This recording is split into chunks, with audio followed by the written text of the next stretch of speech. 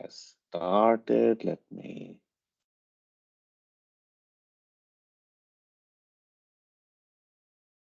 Oh, come on.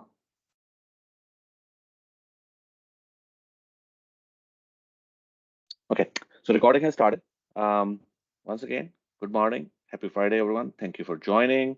Uh, Disclaimer for the recording that this call is being recorded and we place our recordings on our YouTube channel. So just want to give a heads up.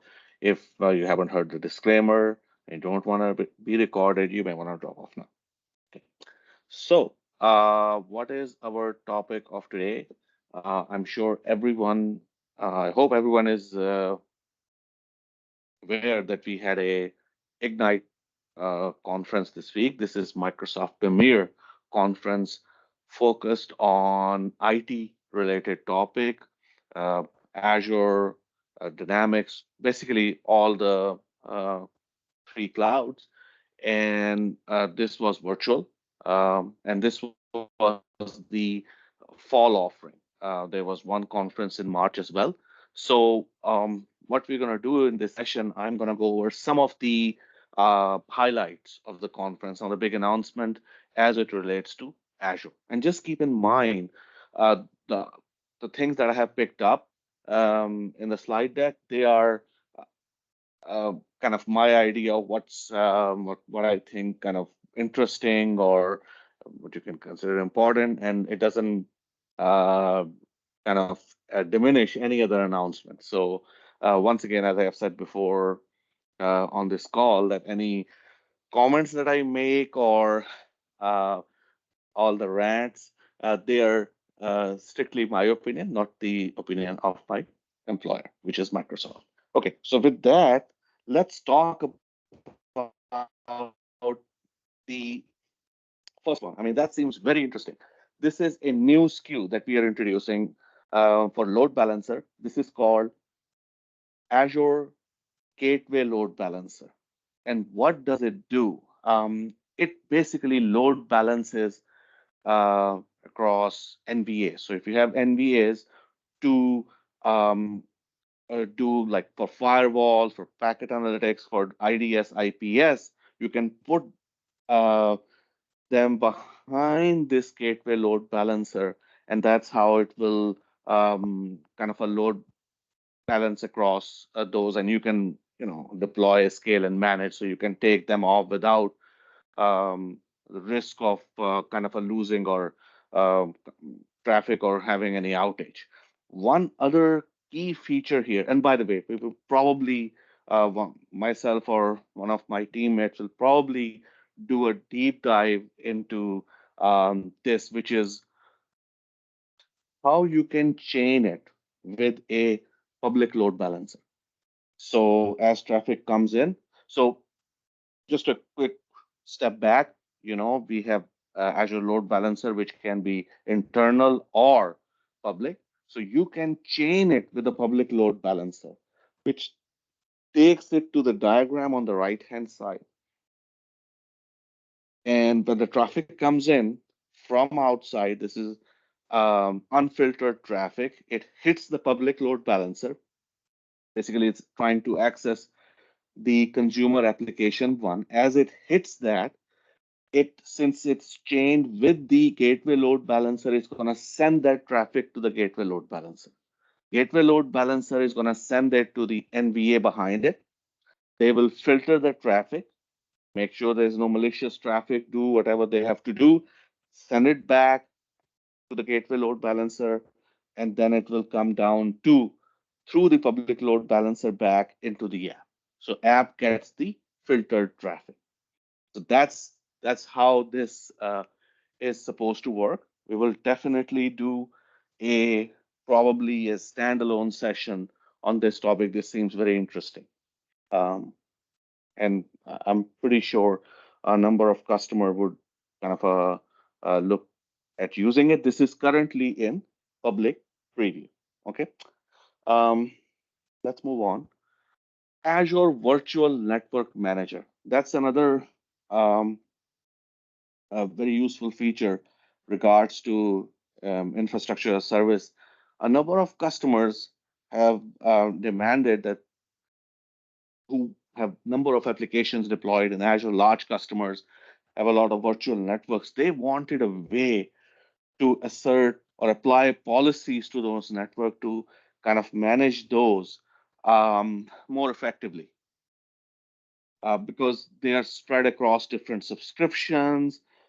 They may belong to different application, but there's a networking team in that organization which is responsible for managing that. And it becomes like, okay, I give them access to this subscription, that subscription, and that becomes a big challenge. That's where Azure Network Virtual Manager, Azure Virtual Network Manager comes into picture. This is in public preview. It allows you to create an instance of Virtual Network Manager. It has to go into a management group. You can put it in a root or any other management group. And then you create inside it network groups. Okay. And you can create network group, for example, and this is logical separation. So basically, a network group for all my non-production apps, VNets, a network group for my production apps. Okay. Of course, their requirement will be different, their security requirement will be different, and the policies that you apply, NSGs will be maybe different as well. And then you may have another group for more sensitive applications that are dealing with customer data, PII information, things like that, and you want to have very strict security requirement for them. So you may have these groups and then VNet inside those groups. The good thing is that you can have that grouping two ways. You can have static grouping where you can add it to the VNet to that group, or you can do dynamic grouping where you have tags, and that's to me is really powerful. Where you have tags, so you can tag a virtual network, and you can say this is the non-prod, and as more virtual networks being added or created by apps, as long as they are following the requirements to apply those tags through policies and all, they will automatically will be added to those groups. And then all the policies will be applied to them, whatever you policies that you create. And once again, this is a topic that may need, that will definitely need, not may, will definitely need a, individual session of its own. So we will talk about it. And let us know if you want to hear more about it. So yeah, in the end, what it allows you to do is have these very complex mesh or hub and spoke kind of automation of all those complex networking scenario easy. So I think this has been a big ask from the customer, and Microsoft has answered. So this is currently in public preview. Oh, and now the Azure Container Apps. Um, so this is another way you can deploy your container-based apps into Azure. So let's say you have an application, it's running in a container. There are ways you can do it. You can deploy it in app service. You can deploy it in AKS. But there's another option where you can just take it and deploy it as a container app. Put simply, doesn't need much, no infrastructure needed. We are managing the underlying infrastructure. You just take this container and deploy it. No need to create any app service plan or AKS cluster or anything. You just take this app, the container, and deploy it. And so it can be where you have kind of a blue-green scenario where you have multiple version of your container apps and you want to direct some traffic to one versus the other, or it can be the scenario where you are processing events from a queue and your app wakes up whenever a message arrived in a queue and process it, or doing some batch processing, or you can have a scenario where you're doing actual microservices where you have a number of these container apps running. And that's where you can use Dapper, which is Microsoft um, uh, framework for doing kind of a distributed application without worrying too much about the infrastructure detail. It abstracts those out and allows you to build, these microservices. So the point is, this allows you the flexibility to build these apps without worrying too much about the underlying infrastructure. And by the way, it may not fit every scenario. If you are already using Kubernetes on-prem, you may say, I'm already using it. I'm going to use AKS in the cloud. Totally fine. It is, or if you are already familiar with the app service, and you can say, I have this app that's running on-prem. I'm just going to containerize it. I already have infrastructure and app service infrastructure. I'm going to deploy on that. Totally fine. It is just giving users options that they know that these options are available and they can run their application effectively in the cloud and get benefit of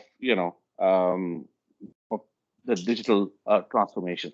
One thing to keep in mind, you can effectively get the instance count to zero.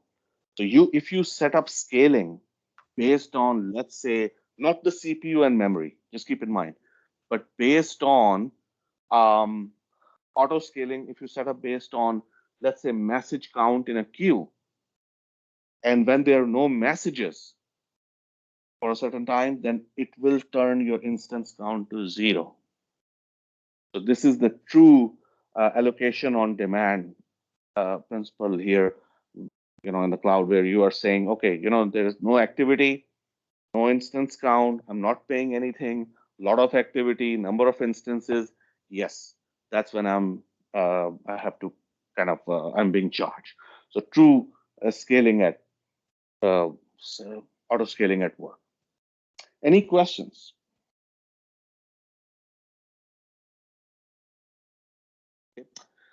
Oh, this is the Skynet stuff. Uh, Azure Open AI service.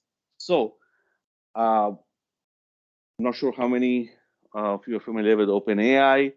I wasn't familiar with it. When I saw the keynote, I jumped into it, like looked at it, read about it, and it's very interesting. It's basically um, kind of a natural language processing in the end. Uh, you can see what is meant by GPT-3. I mean, generative pre-trained transformer. I don't know what that means. Kind of in literal terms, but basically it's a natural language processing. It allows you to do semantic search, auto completion, auto code generations, things like that. And Microsoft is the only cloud provider who has the license to use GPT. And what we are doing is, so first of all, OpenAI is a company which provide these capabilities. You can use their APIs, or anybody can use their APIs and get benefit from it. Microsoft has the license, so we are providing an open AI service on Azure, which kind of best of both worlds. It provides the capability of OpenAI with Azure's, you know, all the security and privacy capabilities that comes with Azure. So that service is available. It's currently in private preview, invitation only. So you have to apply for it, and then they will give you unblocked, and you can start using it. So that's how you use it. But it's a very powerful service. Some of the example, I'm not sure how many people have heard about Copilot, GitHub Copilot. GitHub is one of Microsoft's subsidiary. Copilot is a service which kind of is a code helper. It's like somebody sitting with you and coding. So as you are typing your code, it converts code into documentation, and it kind of does repetitive tasks for you and things like that. That is based on OpenAI. So that's OpenAI behind the scene at work. Second, in Power Apps, we introduced a capability recently where you can type in natural language, um, and it will generate code for you. And when we talk about natural language, just an example, it's like asking, for example, a organization. which is using natural language based on all of its data, may ask who was the account manager, who was responsible for this or Contoso account, or who is responsible for Contoso account. That's one example. But where it becomes interesting, when someone may say who was responsible for Contoso account 7 years ago, or who was responsible for Contoso account when the revenue, uh, doubled from that account, things like that. So that's where this technology kind of comes into picture, becomes really powerful. So I think hopefully in coming weeks or month when this service goes in public preview, we will definitely take a deeper look at it. Any questions? Okay. So this service, flexible virtual machine scale set, flexible orchestration mode. This is in GA. This has been public preview for some time, and this kind of addresses some of the customer ask as those comes to virtual machine scale set. So if you are not aware, virtual machine scale set allows you to create large number of virtual machines, and you can put them behind load balancer of similar virtual machines, and you can basically, instead of creating one virtual machine each time, you can create like an auto scale and all that. So wonderful feature. But there are certain customer asks, and those are addressed here. For example, how we can change the size of a scale set. Before, it wasn't possible.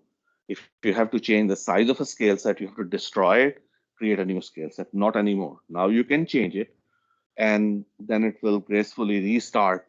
And that's how you can kind of, let's say that you're using a instance size, you found out that based on the recent application updates that you have made, that size is not feasible anymore. It's not working for you. You want to go to a larger size or a smaller size or a different VM type, you can do it. Second thing, which is to me is like really powerful, is you can mix both spot instances, which is instances which are there. Basically, they are available based on our access capacity in regions. They're there, but they can be taken away anytime. Okay, but their price is very cheap compared to the regular pay-as-you-go instances. So now you can have a mix of those. So that will come really handy where you have workloads where you need to do a lot of processing, but you can say, okay, I want to keep pay-as-you-go instance to 60%, and the 40% will be spot instances. 60% is my minimum. I mean, I cannot work without it, but if I have 40% more, I can process more data or do more work. It's good to have. So in those type of, that's one of the use case where they can be really helpful.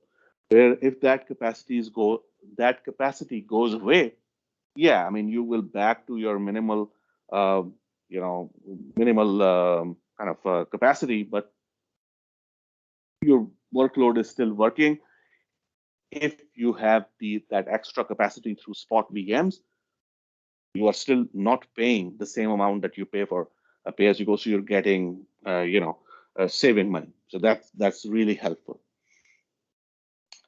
And by the way, I mean, now you have auto scaling, not only based on schedule or matrix, but also AI prediction. So basically, it can learn how your workload behaves, and based on that, it can do predictions, and it can bring your workload down based on that during certain times of day or week or certain things that happen, um, that the signal that it is analyzing. And one other thing is, in some cases, it wasn't possible to, let's say if you are creating a VM, you already have a VM scale set, you cannot add that VM to a scale set. You have to, I mean, either increase the scale of that VM scale set and all, but no. Now you can use the same API. So you can create a VM and you can say, hey, this will be a part of a scale set, and that's it. And it will be a part of a scale set. So basically, kind of using the same API. So that's now in GA. Okay. Oh, and that these are some of the Azure Dev updates. Just want to go over some of those. I just put them there. One is we did a session on Open Service Mesh. This is Microsoft first-party service mesh that we announced that we made available in public preview some time ago. Now it's GA. So just keep in mind, is um, service mesh is the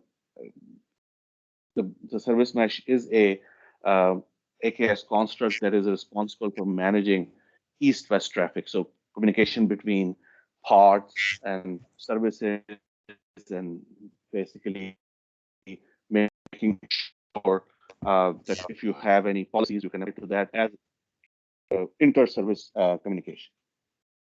So that's what it's all about. Moving forward, API management. So there, sorry, folks, if there is, if you are not on mute, okay. Okay. So, for example, Azure API management updates. In that, the big one is the support for WebSockets. That is generally available. So now it supports WebSocket API. Um, it can kind of front those APIs and the GraphQL pass-through. So if you're not familiar, GraphQL allows you to efficiently get data from a hierarchical APIs. For example, let's say that you have an API that in that you have person has jaws, and then person has dependents, and dependent have their own tree of hierarchy. If you just get the person, you don't want to get everything. You just want to get maybe a certain dependent of that person in that way. How you do it, that's where GraphQL comes into picture. It allows you to efficiently graph data. Okay. So that support is currently available now in public preview. Okay. Finally, on the logic apps. So there are some big updates on the logic apps. We announced that you can run logic apps on Azure Arc, but there was one caveat. You still needed Azure Storage because logic apps use those as a storage provider. Not anymore. Now you can use SQL Server, and that SQL Server can be running on-prem as a storage provider. So you can use either SQL or storage. You have the option. So if you are running logic apps on Azure Arc, which is allows you to run Azure on services on-prem, you can basically use SQL as a storage provider. A big update is the ability to use managed identity with a number of connector like storage and database. And that was a big requirement, that big ask from customer. They want to access these services using managed identity, and that is available. And I think the biggest one is the last one. So now with logic apps, you can create automation tasks. So you can kind of replicate your services like Event Hub and Service Bus across regions. So let's say that you have right now, if you have a instance of kind of an Event Hub, and you want to do, for disaster recovery or business continuity, you want to create another instance in another region. How do you sync that? People have done custom ways. With this, you have now kind of a built-in support. It allows you to create these automation tasks, which are basically logic apps, a set of logic apps that do replicate this data and do the heavy lifting for you. So that we will probably take a look at it in a future session. That's a very powerful capability. Any questions? Okay, so last. Sorry, Yeah, Naveed, there is a question from the chat. Is there any guidance for putting a WAF in front of the container apps? I'm not clear if you have a private endpoint on the front end. Right now, no. Right now, there is no private endpoint. So I think it's in right now in public preview. Let's see how it evolves and how it works. So then we can definitely see. But as far as I know, I mean, if it's a public endpoint, you can put a VAR. So, but of course, it's a public endpoint, so you have to be. Yeah, I mean, right now I don't know of a way. I haven't looked that deep enough to know of a way of how you can kind of say, okay, traffic can only come from WAF and nothing else. So let's see. I mean, hopefully, when this public preview matures, they will add more capability. So then we will be able to answer it with more detail. Any other questions? That's what I have in the chat, Naveed. Thanks, Allah. Okay. So just some quick updates. These are, for example, Java Enterprise Edition. Now you have multiple ways to run it on Azure. You can use, and these are marketplace offering. Just keep in mind, you can use Azure, Oracle WebLogic Server on AKS or WebSphere from IBM, and you can use it on AKS and ARO, which is Azure Red Hat OpenShift. So you can use any one of them to run it, and these are marketplace offering. One thing to keep in mind, for Azure Premium SSDs, disk bursting is now generally available. And this is not kind of a disk bursting based on quota. It is basically allows you to burst. It doesn't matter if you have quota or not. I mean, it will allow you to burst 6 times up to 30,000 IOPS and back. So you only pay for it when you are bursting at that higher level above your SKU, and then it allows you to drop back. Okay. Finally, there's always been a challenge when you're picking virtual machine. Which virtual machine should I use? They have made it easy. There is a virtual machine selector which allows you to select, helps you in selecting virtual machines, so you can provide different kind of a requirement, what region you are in, what OS, disk and storage preferences, and things like that, technical specification.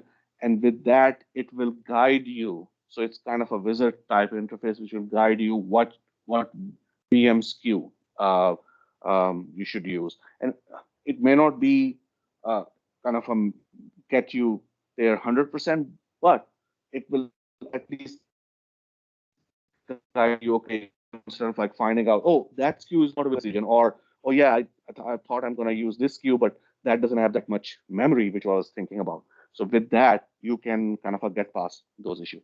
I think we are right on time. So with that, thank you for joining. And any questions? And Naveed, folks, there's a there quick. are, yeah, go ahead, please. So Naveed, if we could fit this quickly, the feature for the VM scale set orchestration, does it apply to ones that were already created, or you need to create a new set I to think apply? you have to create it. Yeah, I think you have to That's what create I it. would Is assume with too. Yeah. yeah, I think you have to create it.